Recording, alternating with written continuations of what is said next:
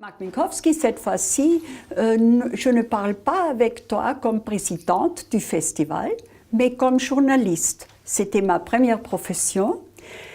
Tu as enchanté Salzbourg avec des interprétations de Mozart. Cette fois-ci, tu vas venir avec Offenbach au festival du Pentecôte. Oui. Comment est-ce que tu expliques Offenbach aux Autrichiens? On appelait Offenbach à Paris le petit Mozart des Champs-Élysées. Ah, joli. Parce que très souvent, ces pièces étaient jouées au théâtre Marigny et c'était la grande avenue déjà à l'époque. Et donc il y avait cette parallèle entre Mozart et Offenbach.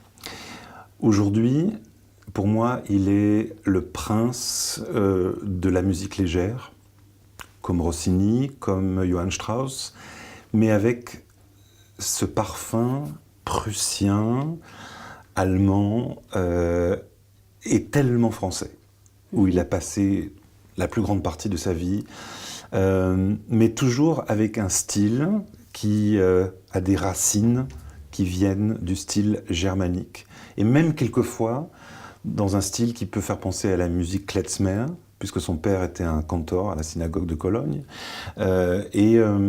C'est rare, mais on peut y penser.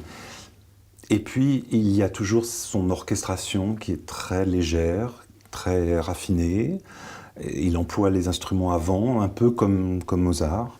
Et puis, sa science pour écrire pour la voix, pour faire ressortir des phrases importantes, des mots importants, mais aussi jouer avec la personnalité vocale, des rôles. Et ça, c'est la marque des génies. Il a donné exemple aussi à l'opérette autrichienne, n'est-ce pas? On peut dire Strauss a très bien connu la musique de Offenbach. Quelle est la différence entre opérette et les choses de Offenbach? Alors, Offenbach, quelque part, délire un peu plus que Johann Strauss. Quand il part dans un grand final d'un acte, il y a une transe dans son écriture, alors que Johann Strauss est peut-être un peu plus organique et un peu plus structuré quelquefois. Mais bien sûr, ce sont des styles qui sont quelquefois très jumeaux, très différents à d'autres endroits. Il faut en tout cas se souvenir que Fledermaus, au départ, est une pièce de théâtre de Meilhac et Halévy, qui s'appelle Le Réveillon. Meilhac et Halévy qui étaient les librettistes de Offenbach. Et c'est une pièce de théâtre avec grand succès en France. Et quand on a dit à Offenbach, voulez-vous faire un opéra avec ça? Il a dit, je ne crois pas. Je crois que c'est monsieur Johann Strauss qui est la personne juste. Il l'a suggéré à Johann Strauss.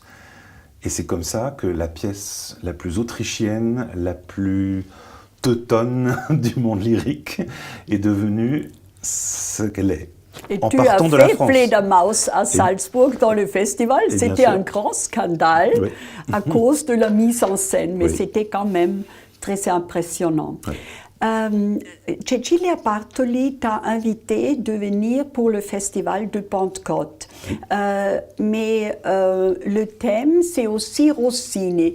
Y a-t-il des liens entre la musique de Rossini et la musique de Offenbach? Alors, il y a déjà un fait géographique. Ce sont deux immigrés qui ont fait toute leur vie à Paris. Et je suis désolé pour il grande pubblico italien. Oder die große Publikum aus Deutschland und Österreich, ja.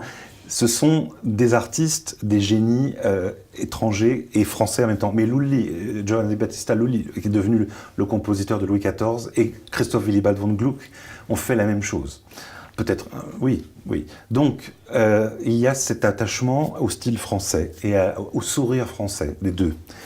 Bien sûr, chez Rossini, c'est la technique, la virtuosité, quelquefois la grande déclamation dans les opéras sérieux, mais toujours la façon de traiter la voix, aux limites des possibilités techniques et comme un instrument.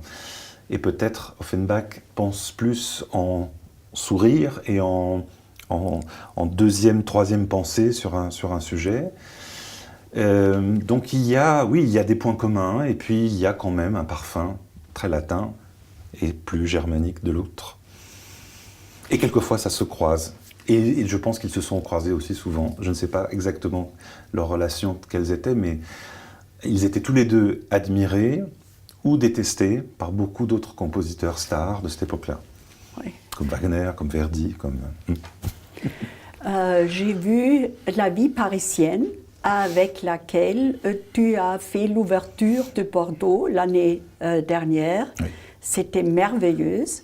Et j'ai entendu que tu as invité des chanteurs et chanteuses de cet opéra de Offenbach pour la Péricole, Oui. que tu vas faire maintenant. Décris un peu Oui.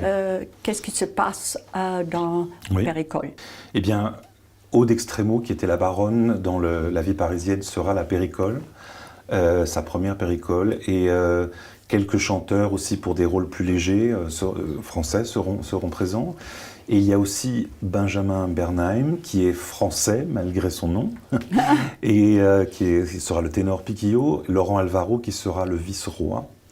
Ce sont tous des chanteurs français qui ont un instrument vocal assez fort, assez direct, assez naturel, et en même temps un raffinement qui correspond bien à cette musique.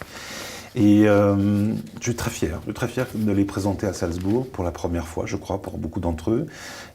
Et c'est leur première fois avec cette œuvre, et aussi pour moi, parce que paradoxalement, j'ai dirigé beaucoup d'Offenbach, de Grande-Duchesse de Gerolstein, Belle Hélène, Comte d'Hoffmann, Orphée aux Enfers, et jamais encore la Péricole. Et je pense que ces 5 titres sont la constellation du répertoire d'Offenbach. Donc c'est pour ça que je suis très reconnaissant que Cecilia ait eu cette idée.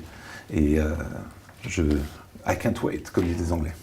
Alors, à bientôt, à Pentecôte, Avec plaisir. toi, avec la Péricole et avec ton orchestre, les musiciens du Louvre. Merci. Fröhlich.